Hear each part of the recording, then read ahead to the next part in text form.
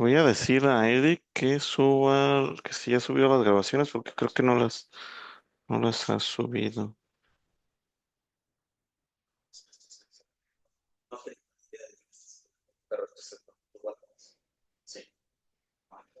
Si no, yo las subo. No, yo las subo. No, ya le estoy diciendo, ¿eh? Va. Listo. Entonces, vamos a seguir con lo que estábamos de solvencia 2, ¿no? Una pequeña recapitulación, ¿no? Estaba tratando de hacer algunas anotaciones, pero bueno, creo que déjame ver si puedo. Pero bueno, creo que listo. Entonces, bueno, voy haciendo las notas aquí, pero bueno, pues ya va a tener que ser así. Pero bueno, listo, ¿no? Entonces habíamos dicho la sesión pasada justo del balance, ¿no? Entonces tenemos el balance económico, aquí tenemos el pasivo, ya estamos, acuérdate que estamos en solvencia 2, ¿no? Tenemos el pasivo, tenemos el activo, ¿no? El activo que respalda estos pasivos, ¿no? Y estos pasivos quedamos que bajo solvencia 2 es igual a BEL más margen de riesgo, ¿no? Quedamos que es BEL más margen de riesgo. Y después quedamos también que hay un capital extra llamado requerimiento de capital de solvencia que nos pide el regulador y la compañía de seguros también tiene que tener un cierto nivel de activos que respalde a estos pasivos, ¿no? En este caso, en este ejemplo, incluso hasta hay un exceso, ¿no? Hay un pequeño exceso que habíamos dicho que bajo la regulación local, o sea, bajo la regulación mexicana, le llaman margen de solvencia. Eh, en, en inglés, o sea, digamos, o sea, digamos en la literatura internacional, por así decirlo, le llaman también free surplus. Y ya, ¿no? Pero bueno, básicamente este exceso, este free surplus o margen de solvencia, básicamente es un exceso, ¿no? O a veces le llaman exceso de capital también a veces le llaman. Pero bueno, en general es un sobrante, ¿no? Es decir, este de aquí es un sobrante que tiene la compañía de seguros, ¿no? O sea, son activos en exceso que tiene la compañía de seguros por sobre sus obligaciones, porque realmente las obligaciones totales de la compañía de seguros son estos dos conceptos, ¿no? El requerimiento de capital de solvencia y los pasivos, que es el margen de riesgo. Ese es lo total que tiene que tener la compañía de seguros para hacer frente a sus obligaciones. Entonces, la compañía de seguros tiene que mostrar que tiene una suficiencia de activos por sobre sus obligaciones. Y esa es la definición de solvencia, ¿no? La definición de solvencia es básicamente la suficiencia de... Esto viene en la presentación, ¿eh? No se preocupen. Suficiencia de recursos financieros o activos sobre obligaciones, ¿no? ¿Qué son las obligaciones? Obligaciones básicamente es requerimiento de capital de solvencia y pasivos, que básicamente es ver más margen de riesgo, ¿no? Entonces son las obligaciones completas de la compañía de seguros, ¿no? Vale. Entonces, ese es básicamente una pequeña recapitulación, ¿no? De lo que vimos antes de irnos de vacaciones. Y bueno, y todo esto viene en la presentación, ¿eh? Nada más que se los quise mostrar así porque esta presentación trae como mucho, mira, por ejemplo, aquí está el balance, ¿no? Pero como que trae muy poca explicación, por eso como que dije, bueno, vamos a hacer las notas primero y después retomamos otra vez la presentación, pero ya con un preámbulo, con más explicación, digamos, ¿no? Entonces, bueno, esa es la definición de solvencia, básicamente. La suficiencia de recursos o de activos financieros, obviamente, que tiene una compañía de seguros sobre sus obligaciones. Sus obligaciones, requerimiento de capital de solvencia y pasivos, que es BEL más margen de riesgo. ¿Va? Me interrumpen si hay dudas, ¿eh? Bueno, entonces ahora sí, en el tema de BEL. El BEL dijimos que, bueno, y todo esto, ¿no? Hablando de BEL, si nosotros graficáramos los liabilities básicamente son todas las posibles pérdidas que una compañía de seguros puede tener, ¿no? Puede tener un montón de escenarios de pérdidas, ¿no? Escenarios de pérdidas negativas, es decir, de ganancias, o escenarios de pérdidas muy extremas, ¿no? Total que el BEL, por definición, el BEL o el Best Estimate Liability se define como el valor esperado de los liabilities, ¿no? ¿Vale? Pues es por definición. Y el requerimiento de capital de solvencia es este exceso, o sea, este exceso. Entonces, el requerimiento de capital de solvencia es ese capital adicional tal que me sirve para cubrir cualquier eventualidad que sobrepase al BEL, ¿no?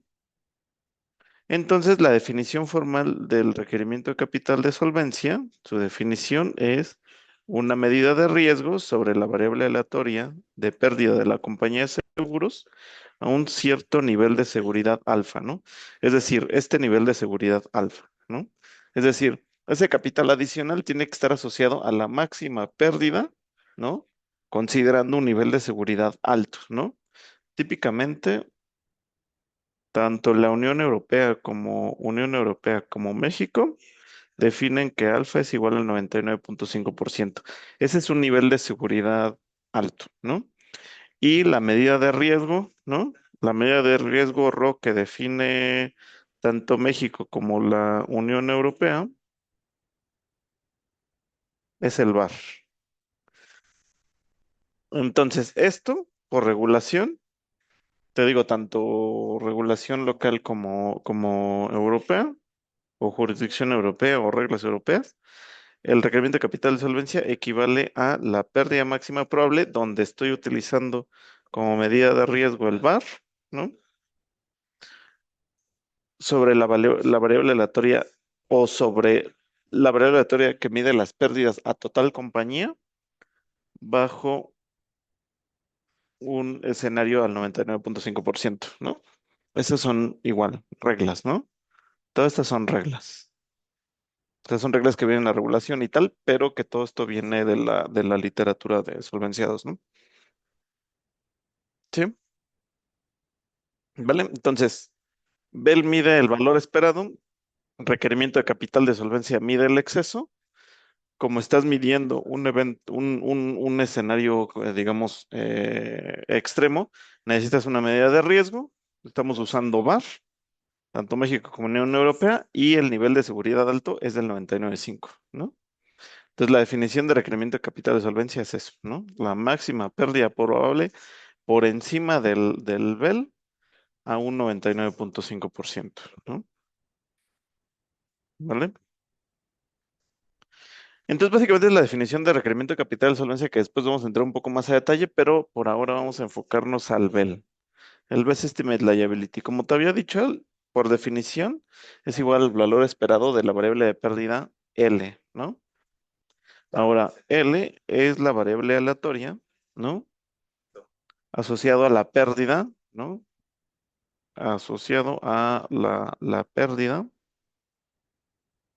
¿no? De la compañía de seguros sobre la cartera en cuestión, ¿no? De seguros sobre, pues, sobre la cartera de corto plazo, largo plazo, no sé qué, ¿no? Lo que sea.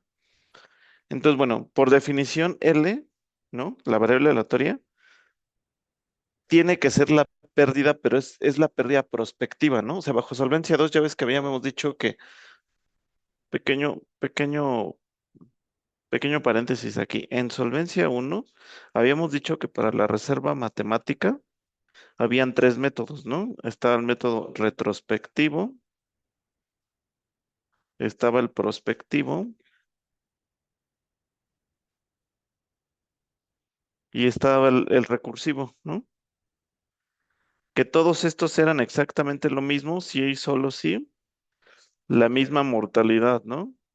La misma Q de X para prima nivelada, como para todo, como para el cálculo de la reserva, ¿no? Para todos, ¿no? Este era el supuesto que teníamos en Solvencia 2. Perdón, en Solvencia 1. En Solvencia 2, ¿qué es lo que ocurre? Pura pérdida prospectiva. ¿Qué es pérdida prospectiva? Es decir, ¿cómo definimos a la variable aleatoria L? Es valor presente de egresos menos valor presente de ingresos, ¿vale? Entonces, primer cuestión de Solvencia 2, puro método prospectivo, ¿no? Puro método prospectivo, nada más puro método prospectivo. ¿Por qué método prospectivo? Porque no necesariamente va a cumplirse eso. Bajo Solvencia 2, esto no se va a cumplir, ¿no? Es decir, puedo utilizar una QDX para el precio, para pricing, ¿no? Que va a estar asociado a la prima de tarifa, y puedo utilizar una QDX completamente distinta para mis egresos, ¿no? Que conforman al valor presente de los egresos, ¿no? Y acuérdate que la prima tarifa está dentro del valor presente de ingresos, ¿no? Entonces, bajo solvencia 2, bajo solvencia 2, yo puedo estar utilizando una Q distinta para lo que cobro que para lo que reservo, ¿no?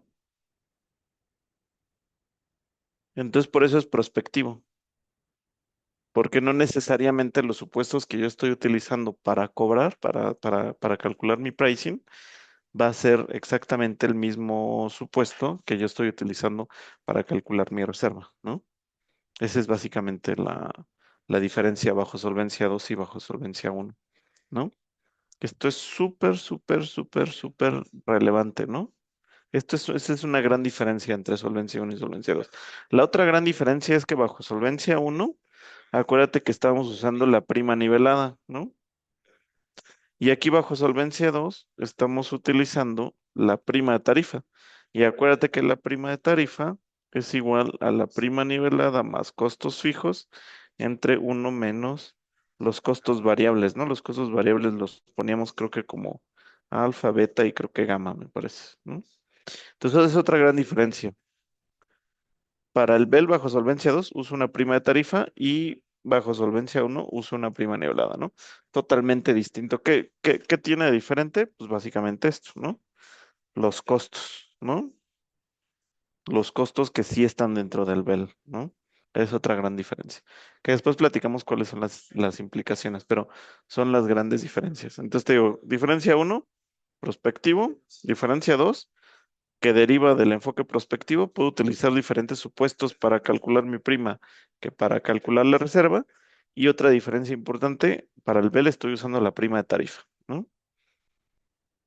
Entonces, el BEL por definición, entonces, quedamos que es el valor esperado de los liabilities, donde la L es la variable aleatoria de pérdida prospectiva, que se define como valor presente de egresos menos valor presente de ingresos, ¿no?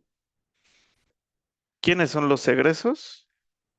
Los egresos son los egresos contractuales, por ejemplo, siniestralidad, rescates. Rescates es el monto que tiene derecho el cliente a reclamar en caso de cancelación, ¿no? Entonces vamos a poner, voy a hacer una clase exclusiva para hablar de rescates, que es un concepto particular de vida a largo plazo. BLP es vida a largo plazo, ¿eh? Entonces, rescates básicamente es el, digamos, el monto al que tiene derecho el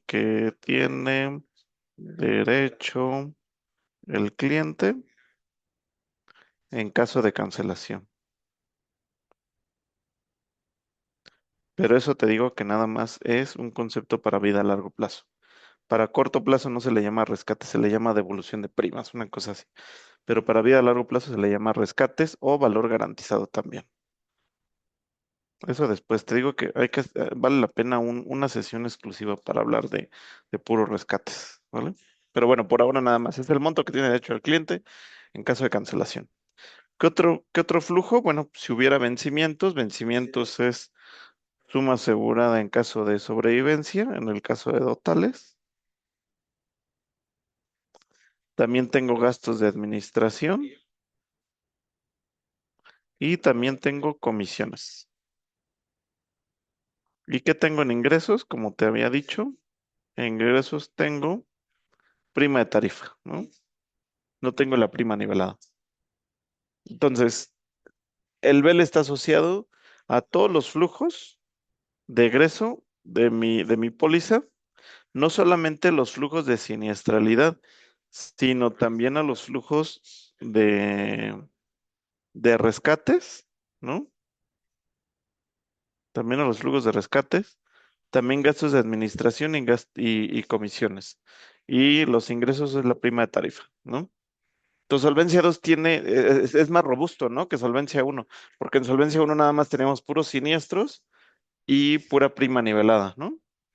Por eso típicamente cuando alguien habla de Solvencia uno, no sé si conozcan a Pedro Aguilar, pero Pedro Aguilar fue profesor en la facultad.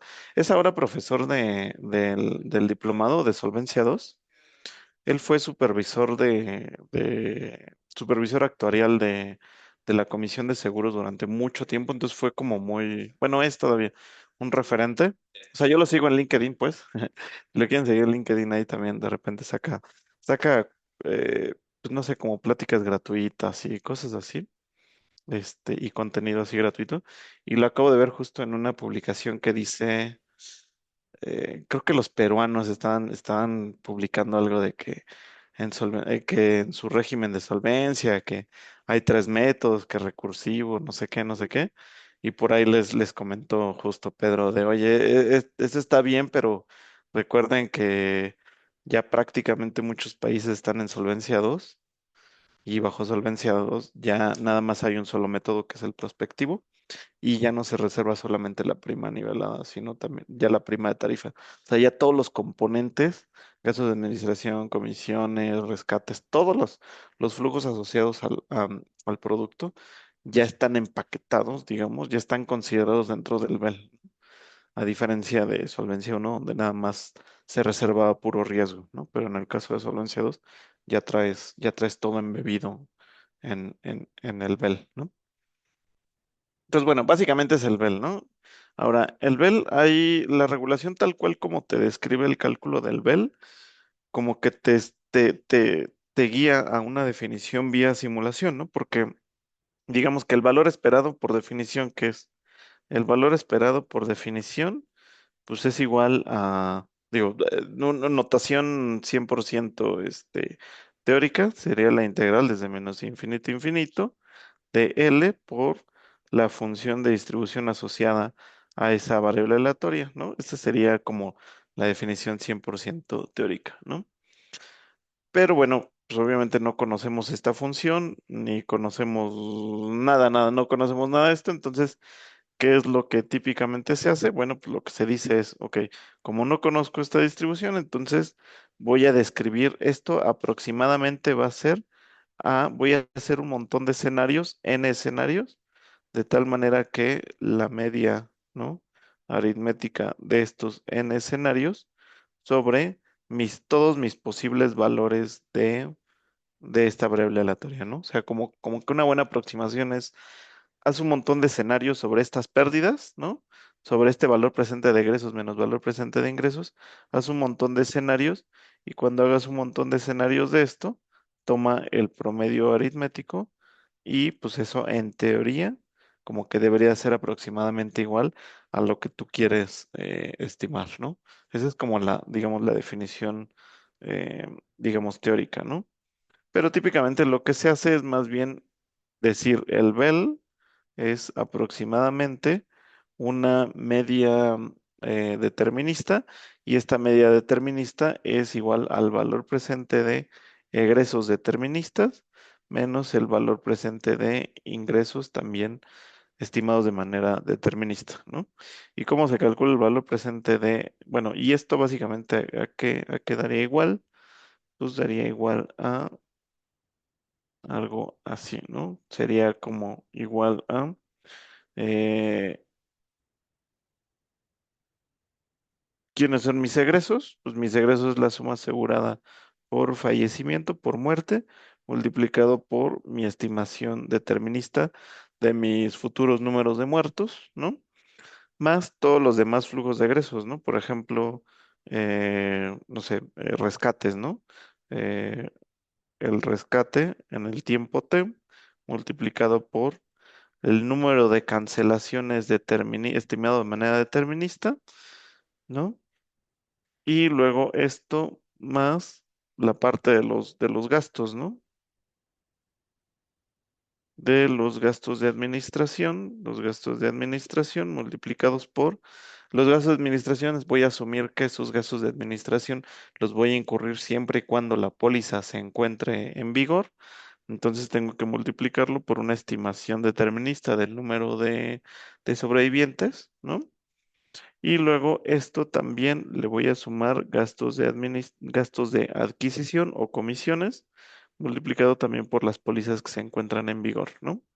Y con esto digamos que tengo los flujos de egreso, ¿no? Con estos dos componentes tengo flujos de egreso. También podría tener otros flujos de egreso, por ejemplo, si tuviera un total, ¿no? Tengo que sumarle el valor presente, B a la N, multiplicado por la suma asegurada de sobrevivencia. Digo que en el caso en total, multiplicado por la L de X determinista, ¿no? Bueno, esto nada más para hacerlo de manera correcta. Esto de aquí es más T, este es más T, este es más T y este es más T. Y este también debe ser más T, ¿no? Entonces, en general, lo que está haciendo aquí es voy a proyectar todos mis flujos de egreso, ¿no? Con un enfoque determinista, ¿no? Todo es cómo estimo esto y cómo estimo esto, ya lo habíamos visto en las fórmulas de la estimación o de la proyección de funciones biométricas que vimos en el repaso que tuvimos en las primeras sesiones, ¿no? Pero todo esto son funciones biométricas que tal cual se calcularían como habíamos visto al inicio de la clase, y esto menos el valor presente desde t, bueno, menos la sumatoria desde t igual a 1 hasta n, y de b a la n menos 1 por la prima de tarifa, ¿no? Para una persona de edad X, y luego esto por L de X más T, ¿no? Determinista también. Entonces, si te fijas, estoy usando un enfoque determinista, ¿no? Estoy usando las funciones geométricas que vimos al inicio y estoy considerando todos los flujos contractuales, ¿no? Del producto. Rescates, siniestros, también eh, gastos de administración, costos de adquisición, eh, sobrevivientes para la parte de suma asegurada por supervivencia, para la parte de prima, estoy usando prima de tarifa, en fin. Estoy utilizando todos los componentes o todos los flujos asociados a la póliza de seguro. Con un enfoque determinista hago egresos menos ingresos, valor presente, ¿no? Y de hecho aquí me faltó, tengo un errorcito aquí porque este es B a la T multiplicado por todo esto, ¿no? Y este es B a la T menos 1, ¿no? Y B a la N menos 1, este es B a la N, este es B a la T también, B a la T menos 1. Entonces, si te fijas, otro detalle es que mis flujos de mortalidad y de cancelación los estoy asumiendo como vencidos, flujos vencidos. Están traídos a valor presente como si se materializaran al final del año T. Mientras que flujos de como gastos o comisiones lo traigo a valor presente con B a la T menos 1, es decir, son flujos anticipados, ¿no? La suma asegurada por supervivencia la estoy pagando en B a la N hasta que vence el total dentro de N años, de manera vencida también. Y la prima es un flujo anticipado que lo estoy trayendo a valor presente con B a la T menos 1, ¿no? Entonces le estoy dando como cierta lógica a todos los flujos, asumiendo que los gastos de administración, comisiones y prima los incurro al inicio de cada año y todos los flujos de salida como siniestros, rescates o suma asegurada por supervivencia los voy a materializar de manera vencida al cierre de cada año proyectado, ¿no? Eso es básicamente lo que estoy asumiendo. Pero esa es la construcción del BEL, ¿no? Entonces el BEL, como que agarras, ¿qué es lo que hacen las áreas de actuaría? Lo que hacen es que separan, digamos, hoy calculan sus reservas, ven cuántas pólizas tienen hoy en la cartera, lo meten en sus modelos actuariales y sus modelos actuariales básicamente lo que hacen es puras proyecciones, proyección, proyección, proyección, y luego traen a valor presente, ¿no? Todos sus flujos. Y lo que le salga, eso es el BEL, ¿no? Y desde aquí es un poco difícil de ver, pero vale la pena ya estarlo platicando. Aquí, ¿qué cosas nos empezamos a dar cuenta, ¿no? Nos empezamos a dar cuenta que estoy considerando rescates, ¿no? El flujo de rescates. ¿Qué más? Estoy tomando también el gasto de adquisición y también la prima de tarifa, ¿no? Otra vez, prima de tarifa, ¿qué componentes tiene la prima de tarifa? Quedamos que tenía gastos de administración, ¿no? Tenía también costos fijos, también tiene comisiones, ¿no? Y también tiene el flujo de utilidad, ¿no? Porque acuérdate que la prima de tarifa se calcula como prima nivelada más costos fijos entre uno menos los gastos variables que básicamente serían, creo que los habíamos denotado como alfa, beta y gamma, ¿no? Y gamma, esta es la utilidad, ¿no?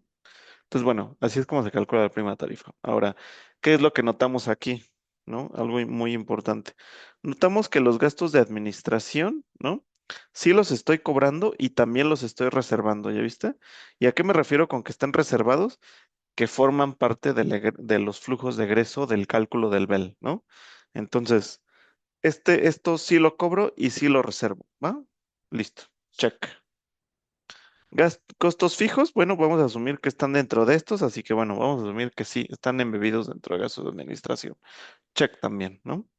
Después, comisiones. Comisiones estoy cobrando, sí lo estoy cobrando. ¿Lo estoy reservando? Sí, sí lo estoy reservando. Está acá, ¿no? ¿Ya viste? También forma parte del flujo de egresos, ¿no? Listo. ¿Y qué más? Utilidad, sí la estoy cobrando, ¿no?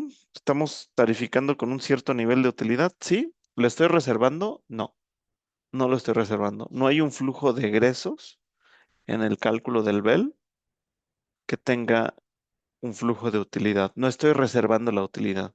Cuando ustedes escuchen ese concepto de estar reservando la utilidad, a eso se refiere, que la utilidad no forma parte del flujo de egresos, ¿no? Dentro del cálculo del BEL. A eso se refiere ese comentario, ¿no? Ahora, ¿qué implica esto? ¿Qué implica que la utilidad no se esté reservando?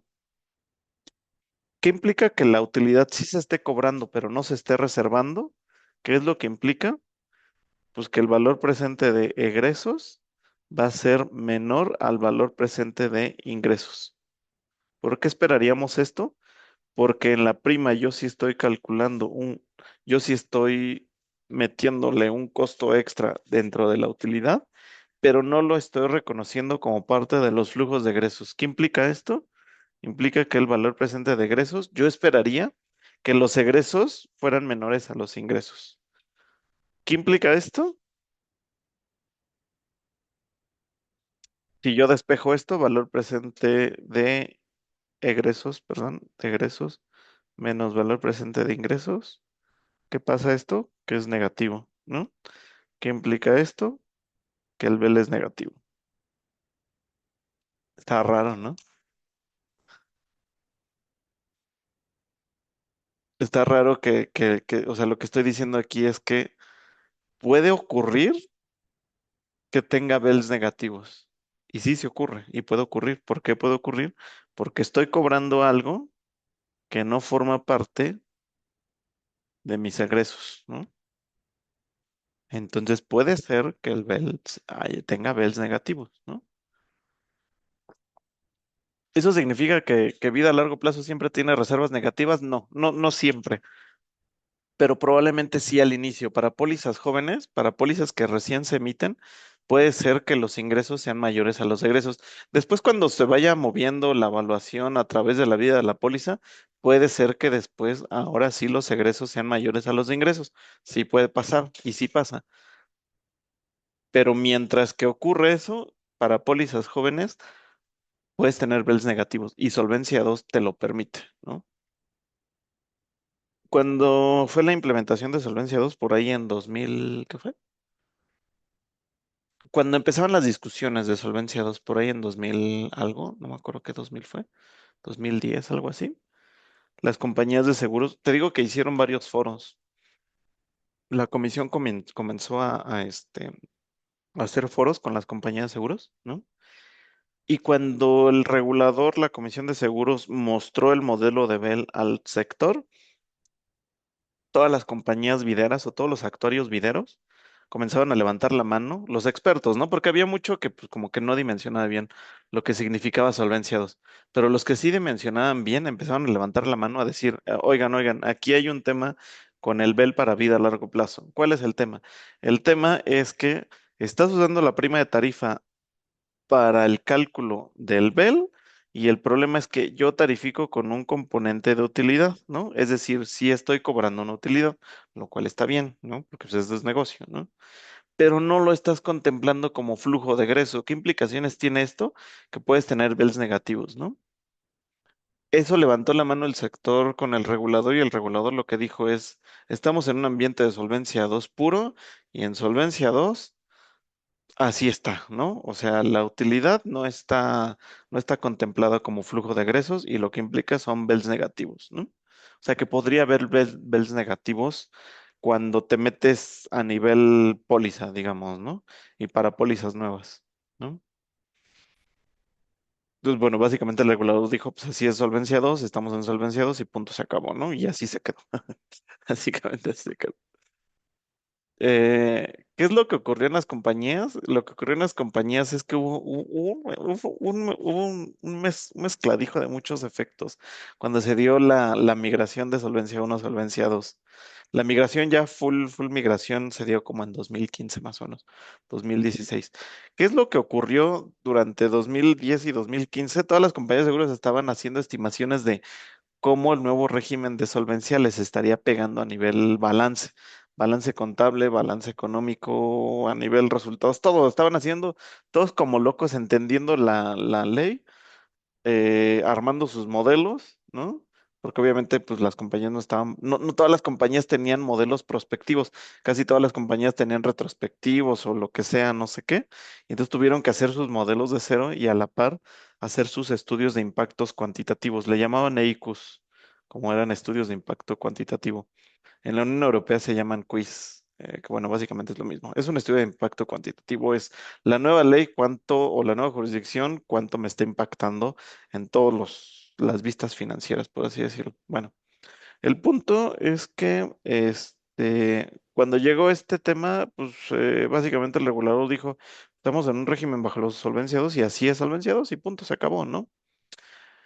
Ahora, ¿qué es lo que está haciendo básicamente Solvencia 2 con este criterio de utiliza la prima de tarifa para el cálculo de ingresos, el cual tiene el componente de utilidad, pero no pongas el flujo de utilidad como un flujo de egreso? ¿Qué es lo que está haciendo la jurisdicción aquí?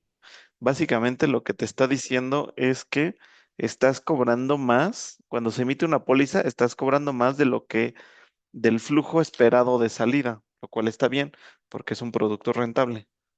O sea, te digo, el hecho de que estemos cobrando más en comparación a todos los flujos de egreso está bien porque es un buen pricing, porque es un pricing rentable, pues, está bien, ¿no?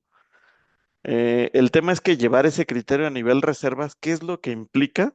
Que estamos liberando utilidades, ¿no? O sea, básicamente lo que estás diciendo es, y voy a hacer otro dibujito, básicamente lo que estamos diciendo es que si el valor presente de egresos es mayor al valor presente de ingresos, esto está bien porque, pues, porque es rentable, ¿no? O sea, porque hay rentabilidad del negocio. Y eso está bien porque tenemos un buen pricing, ¿no?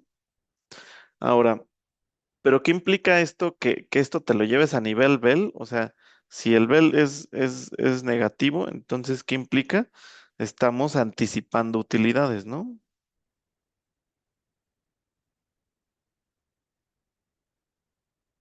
¿Por qué anticipo utilidad? Porque básicamente lo que estamos diciendo es que si valor presente de egresos es menor a valor presente de ingresos, ¿no? ¿Qué es lo que implica esto? Dices, bueno, ¿qué es lo que implica si yo estoy cobrando de más desde el día uno, ¿no? O mi expectativa es cobrar más de lo que vaya a cubrir. Entonces, ¿qué es lo que implica? Lo que implica es que tenga un componente de utilidad extra. ¿Y qué implica si esto te lo llevas a un BEL negativo, ¿no? ¿Qué es lo que implica? Lo que implica es que cuando emites una póliza, a priori, si el negocio es rentable, entonces lo que estás diciendo es que no es necesario reservar tanto porque ya sabes que tienes un exceso de prima, por así decirlo, ¿no? Y eso te vuela mucho la cabeza, ¿no? Porque dices, oye, entonces significa que las compañías de seguros podrían no estar provisionando nada para todo lo que están cubriendo a futuro. Sí, sí puede ser, ¿no? Ahora, ¿eso qué implicaciones tiene? Pues podría sonar muy agresivo, muy arriesgado que las compañías de seguros estén anticipando todas las utilidades futuras, porque no sé si lo veas, pero como aquí estoy trayendo a valor presente todos los egresos y aquí todos los ingresos con la prima tarifa, y si esto me da negativo, básicamente lo que estoy diciendo es, no es necesario provisionar algo al día de hoy, porque con el exceso de primas que voy a tener a futuro, es suficiente para cubrir todo el flujo de egresos futuro, ¿no? Entonces, por eso no es necesario que hoy reserves algo. Es más, hasta gástate el dinero, ¿no? Porque hasta te sobra, ¿no? Lo que estás diciendo. Pero ese es parte del best estimate. Acuérdate que el BEL, te voy a poner aquí, es que esto te vuela, bueno, a mí me voló mucho la cabeza, pero acuérdate que estás reservando bajo un mejor estimador, ¿no? Y si estás reservando bajo un enfoque mejor estimador, entonces eso es lo que implica. Implica que si no es necesario tener reservado tanto o incluso gastarte un poco de la prima que te está llegando hoy, pues está bien, porque tu negocio así está, o sea, porque ese es tu mejor estimador, ¿no? Ahora eso se vuelve muy, digamos, dependiente, porque acuérdate que el BEL, ¿no? Vamos a otra vez a poner el BEL, es igual a el valor presente de egresos determinista menos ingresos deterministas también, ¿no? A ver, dame un segundo. Dame un segundo.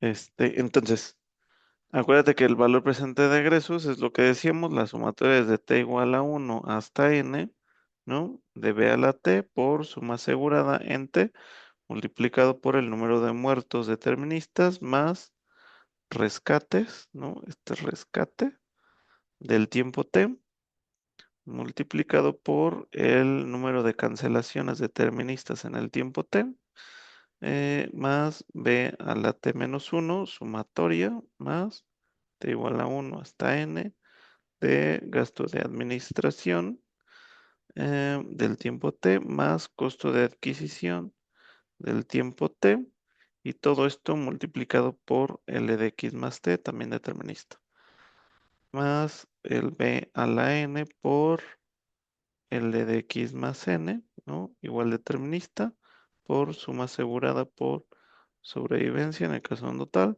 menos la sumatoria desde t igual a 1 hasta n de L de x más t determinista por prima de tarifa para una persona de x, ¿no? Y este multiplicado por b a la t menos 1, ¿no? Pues bueno, básicamente es eso. Eh, entonces, aquí justo la prima de tarifa, ¿no? Contiene todos estos flujos de egreso y no todos los flujos de egreso están contemplados, ¿no? Falta la parte de utilidad que no está contemplada, ¿no? Entonces, bueno, básicamente es eso, ¿eh? O sea, como el flujo de utilidad no está contemplado dentro del cálculo de raza, pero sí dentro del cálculo de la prima, eso puede provocar que el BEL sea negativo, ¿no? Todo depende de cómo se contrasten los flujos de egreso contra los flujos de ingreso. Todo depende completamente de eso, ¿no? Pero sí puede haber que haya BELs, negativos, ¿no? Eso sí, sí puede ocurrir, ¿vale? Pero ese es, te digo, por la naturaleza del negocio de largo plazo, no sé, por la cartera muy, muy, muy particular, ¿no? Bueno, ese es el tema de Bell, ¿no? Entonces es Bell prospectivo. Bell no solamente contempla los flujos de siniestralidad, también los rescates, también las comisiones, también gastos de administración y también contempla la prima tarifa y la prima tarifa contempla la utilidad y bueno, en general, eso puede implicar que o puede derivar que haya bells negativos y la interpretación de eso es que estamos anticipando utilidades. ¿Estamos anticipando utilidades bajo la jurisdicción local? Sí. ¿Qué significa anticipar utilidades? Si yo tengo una expectativa de una utilidad futura, la voy a reconocer cuando se emita la póliza. Y eso es muy fuerte, ¿no? Porque casi siempre el principio contable, bajo solvencia uno era reconoce antes los gastos y pospon las utilidades. Pero entra Solvencia 2 y te dice, ¿sabes qué? Eso no es Best Estimate.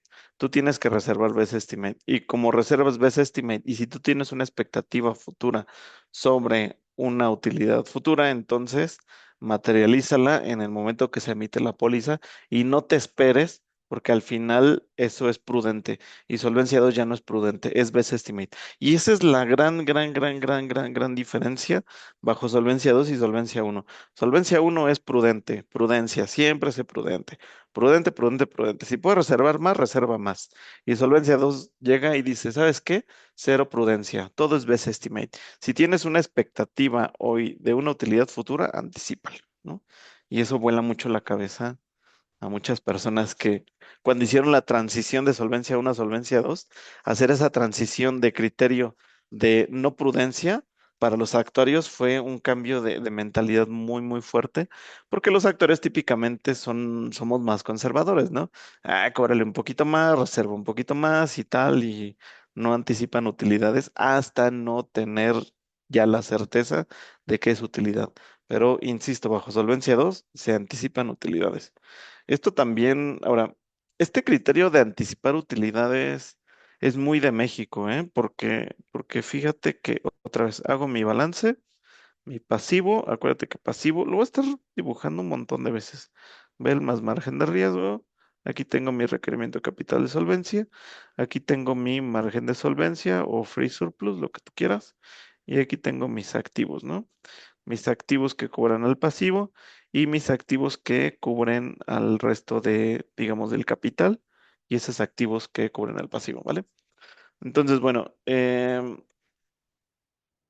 entonces, todo esto es la vista balance, ¿no? Lo que te había dicho. Este es el balance económico. El balance económico lo que te mide es la solvencia, es decir, lo que le interesa aquí al balance económico medir es que el margen de solvencia o el free surplus sea positivo, ¿no? Eso es lo que le interesa, es decir, que tenga suficiencia de activos sobre las obligaciones y las obligaciones medidas bajo un best estimate y también bajo una medida de riesgo, ¿no? Porque acuérdate que este de aquí es lo que medimos con el VAR de X o la pérdida máxima de la compañía de seguros, un cierto nivel de seguridad alfa, ¿no?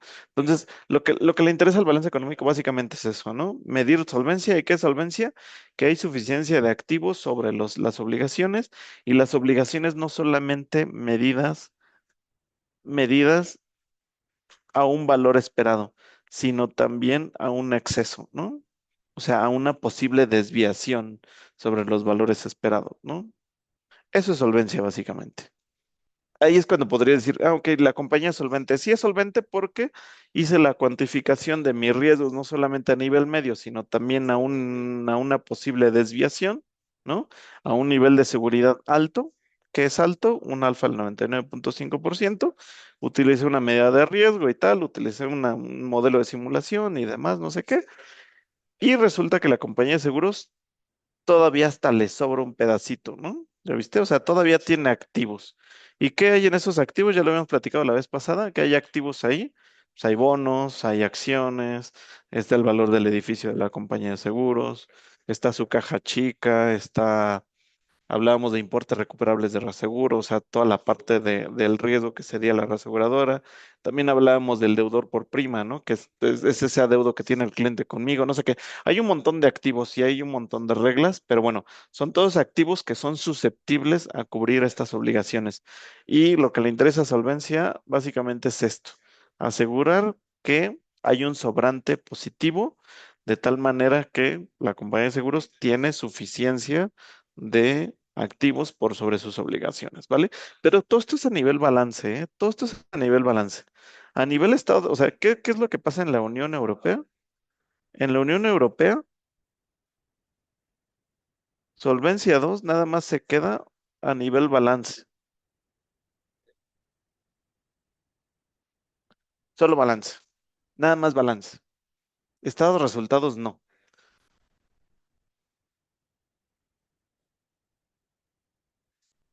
Estado de resultados, ellos siguen bajo solvencia uno, ¿no? Están migrando apenas a un solvencia 2 y tal, pero bueno, esa es otra cosa, esa es otra historia, ¿vale? Pero hoy como están, solvencia uno, estado de resultados, solvencia 2, a nivel balance para ver suficiencia o para ver solvencia. Es decir, balance económico, nada más están bajo solvencia 2 sus resultados o su utilidad, pues, que va generando su negocio, lo siguen midiendo bajo un enfoque bajo solvencia uno, ¿no? Entonces, estas implicaciones que te digo de anticipar utilidades, porque las utilidades no forman parte del flujo de egresos y ellos no lo ven porque en el balance no se ve en el estado de resultados, pero el estado de resultados, otra vez, la Unión Europea están bajo solvencia uno, ¿vale? ¿Qué es lo que pasa en México? Tenemos una versión mexicanizada de Solvencia 2, porque en Solvencia 2 nosotros sí estamos a nivel balance, ¿no? A nivel balance económico para medir solvencia, esto sí lo tenemos igual que en la Unión Europea, pero adivina dónde más lo tengo. Lo tenemos también a nivel estado de resultados. Entonces, esto sí es muy, muy relevante porque el criterio de anticipación de utilidades, nosotros sí lo estamos llevando a nivel estado de resultados y la Unión Europea no. ¿Qué significa esto? Que cuando se emite una póliza, en el estado de resultados, yo estoy anticipando todas las utilidades futuras, mi expectativa de futuras utilidades las estoy liberando cuando emito una póliza bajo solvencia 2 y me lo estoy llevando al estado de resultados. Entonces, eso es muy, o sea, eso es muy, muy relevante, ¿no? ¿Y por qué es muy relevante? Porque típicamente, ¿no? Típicamente las utilidades de un seguro de vida a largo plazo, ¿no? Vamos a decir que esta es la utilidad, ¿no? No, perdón. Espérame. Si nosotros graficáramos el tiempo de, o sea, si graficáramos cómo se ve la utilidad, ¿no? De un seguro de vida a largo plazo a través de la vida de la póliza, voy a poner aquí, esta línea es solvencia uno. ¿Cómo veríamos la de solvencia uno? Lo veríamos así. Primero tengo pérdidas y después voy reconociendo las utilidades, ¿no? ¿Qué es lo que pasa bajo solvencia 2 en un esquema de anticipación de utilidades como ocurre en México? No le ocurre en la Unión Europea porque acuérdate que en la Unión Europea no tiene el régimen de solvencia 2 en su estado de resultados, solamente a nivel balance económico, ¿vale? Entonces nosotros en México, ¿cómo vemos esto? O sea, esto es México, pues, y esto podríamos decir que es solvencia uno o incluso la Unión Europea, ¿no? Nosotros, ¿cómo vemos nuestro estado de resultados? Vemos anticipación de utilidades y luego, y esto les vuela la cabeza a los europeos, porque ellos no están acostumbrados a que el régimen de solvencia 2 lo lleves a estado de resultados, ¿no? Porque se traduce a esto, se traduce a, emites una póliza, anticipo todas las utilidades aquí, ¿no? Anticipo todas las utilidades cuando se emite la póliza y ellos lo que están acostumbrados es a un régimen más bajo solvenciado, ¿no? O sea, a que hay prudencia, ¿no?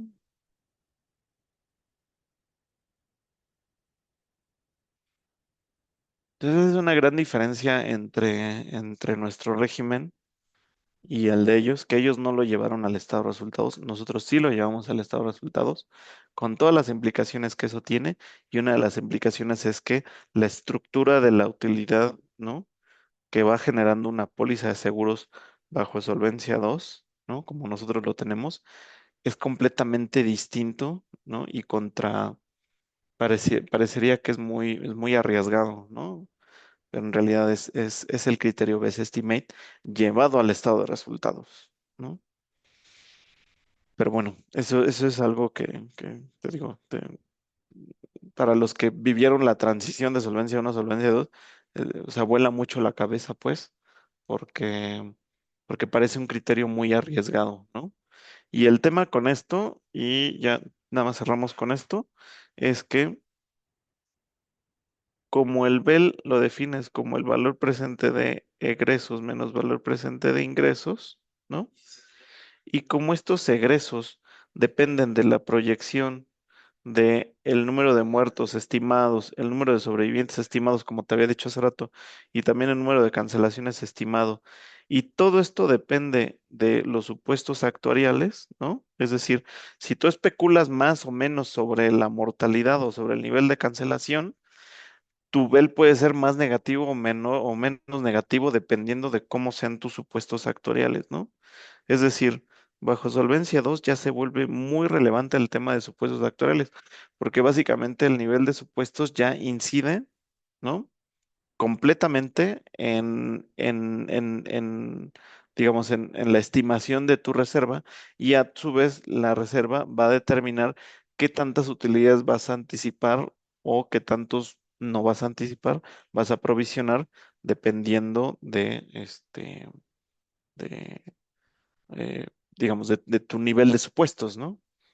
Entonces, por eso bajo Solvencia 2, el papel del actuario, hay muchos papers que hablan de eso, ¿eh? O sea, que dicen, bajo Solvencia 2, llevártelo a un nivel estado de resultados o a balance, se hace completamente susceptible a los supuestos actuariales, por eso el papel del actuario bajo Solvencia 2 es muy, muy relevante, porque dependiendo de cómo vaya, de cómo haya construido sus supuestos actuariales de cancelación, mortalidad, de QDX, de no sé qué, va a determinar pues cuántas utilidades va a anticipar. Ahora, si el actuario resulta que se equivocó, no sé, en el estudio y tal, puede ser que esté anticipando más utilidades de lo que debió de haber anticipado, ¿no?